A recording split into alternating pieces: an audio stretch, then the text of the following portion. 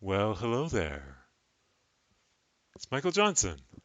Welcome to the Energy Sketch. Let's take a moment and, as usual, rub your hands together, get some friction, get some energy, and just shake out the grungies of the day. Shake out the grungies and replace them with the fuzzies. The fuzzies like excitement, enthusiasm, like I get to instead of I have to. That's what we want here in the Energy Sketch. Thanks so much for being here. Let's jump over to the whiteboard. Okay, folks, let's jump over to the whiteboard. And for today, we're going to talk about a book that I got a lot of value from. It's called Deep Work by Cal Newport. And in this book, he shares this concept, this idea of something called the Eudamonia machine. And the idea is there are 5 separate spheres in an ideal workplace. And it goes like this. You enter in the door. So here's a door. You work at Acme Corp. And when you enter the door, you enter directly into the gallery. And in the gallery is for inspiration. And in the gallery are examples and framed photos of people that worked there in the past and physical hardware that's been created in this corporation. And it's a celebration. And every time when you enter the workplace, you can be inspired by all of the beautiful things that have been created in this workplace. So as you enter, you get inspiration from the gallery. And the next zone that you enter from the gallery is the salon. And the salon is a beautiful place with good tables and good couches and nice lighting and some greenery and plants and all the drinks that you might need for before work, during work, and after work. And it's a place to connect with your colleagues, to relax, to chill, but also to share in a social way all of the things that you've discovered and all the things that you're working on, and to enable those spontaneous and ephemeral connections that are so critical to delivering quality and inspired work. And as you continue deeper into the workplace, you enter the library. And the library is dedicated for investigation and is full of all the tools that you might need to do research, including books and physical books and access to all of the journals and other articles that you might need on the internet and scanners and printers and all of the necessary work for doing deep investigations and research. And as you continue deeper into this office, you reach the office area, which is, desks and meeting rooms with whiteboards. And the purpose of this space is really for collaboration and communication and those necessary things that we need to do to communicate with others, to collaborate, to coordinate with everyone else that we work with happens in this office space. And then the fifth element of this ideal office environment is the deep work chamber. So this is where you go once you've communicated, you've collaborated, and you have a plan, you have a dedicated task that you're going to do that you need peace and quiet. You need dedicated quiet space to do that. You go to the deep work chamber, which again is a sort of a small chamber with beautiful light, window light coming in, but there are no distractions. And you go there specifically to do the deep thinking and the deep work that is necessary to deliver the quality results that get delivered in this office space. So there's a couple of key elements to consider here. And the first is that there's no jumping. You don't just enter and then go straight to the deep work chamber. You need to follow the process. You need to go into the gallery.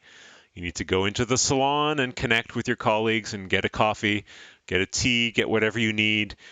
Come into the library and put your bag down, open up your computer, see where you are, gather up the references that you need, cross-check information that you need from yesterday, and then enter into the office and work with others and communicate and get your emails, get your calendar, get all that stuff sorted.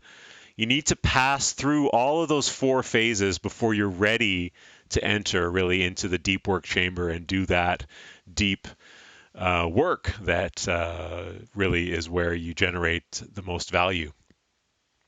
So you can't jump from one to the other. You need to specifically really follow this flow. And then when you get out of the deep work chamber, you come back to the office where you edit maybe or communicate that deep work that you've just created with others or collaborate with others on it and with them on the deep work that they've created. And then your two deep works come together and then both adding value to each other.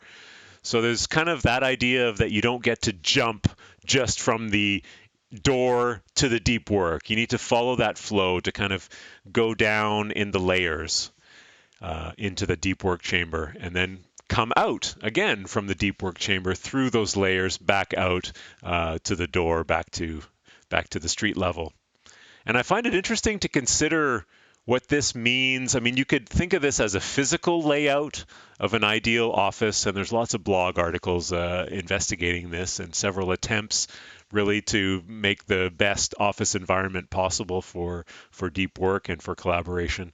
I think it's interesting to consider how we set this up for ourselves these days when a lot of us are working primarily from home so much. So a few ideas here for the gallery is to have a web page or a notes page somewhere that you open up when you first open up your computer in your home office. Have a specific place where you go to that has inspiration, that's valuable, that's inspirational for you. Have a web page, maybe have a notes page with examples of work that's been created by you or by others that are close to you in your company that you're especially proud of and that inspire you to keep going.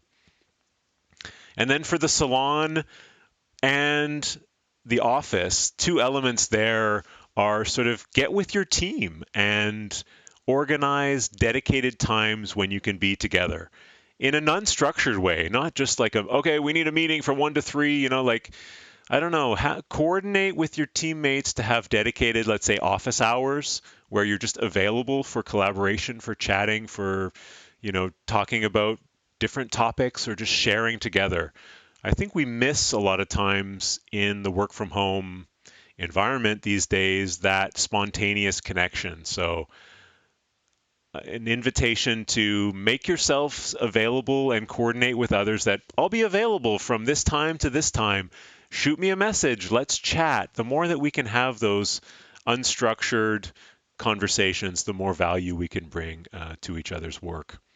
Yeah, when you're in the deep work chamber, I mean, working from home is also an opportunity to work deeply and with no distractions, hopefully, if your home life allows it, of course, and everyone has a different situation there. But I mean, what's most important for me there is signaling to others that you're unavailable. So, for example, make a meeting with yourself in Teams and share the screen. Go on Do Not Disturb. Turn off any device that's going to disturb you and make it clear to your teammates, to everybody that needs to communicate with you that you're unavailable except under extreme emergency circumstances from this time to this time, because this is the time that I'm giving myself to do the deep work that is necessary. So those are a few ideas around this idea, the Eudamonia machine by Cal Newport in his book called Deep Work. So let me know, how do you manage your deep work? How do you give yourself time and space to do that important work that's generating the most value? Let me know in the comments. Okay, folks, that's it for today's episode, but I'd like to leave you with an empowering question of the day. How will you give yourself the time and the space needed to deliver the quality results that you are committed to in your life? I'd love to hear from you in the comments. Thanks again for tuning in, and don't forget to hit subscribe for the Energy Sketch, and see you next week, Monday, 12 p.m. Eastern on YouTube. Toodaloo!